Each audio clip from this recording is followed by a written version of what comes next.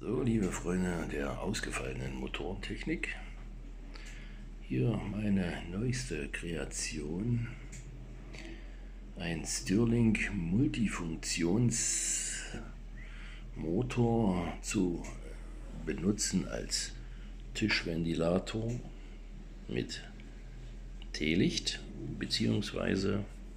abzuziehen und auch als Kaminventilator zu benutzen.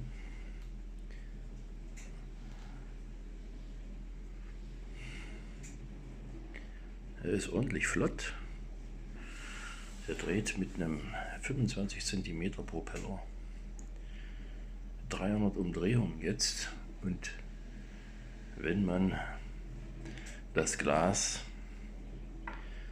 was die Kerze beherbergt, noch etwas nach oben setzt, mit Hilfe dieser Stellringe, dass die Hitze mehr drin bleibt, dann dreht er ja fast 350, aber es ist nicht nötig. Sieht wunderschön aus.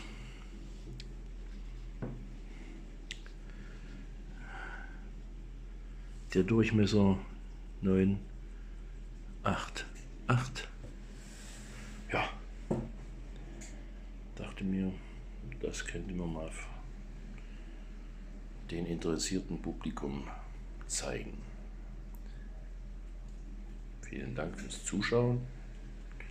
Bis zum nächsten Mal.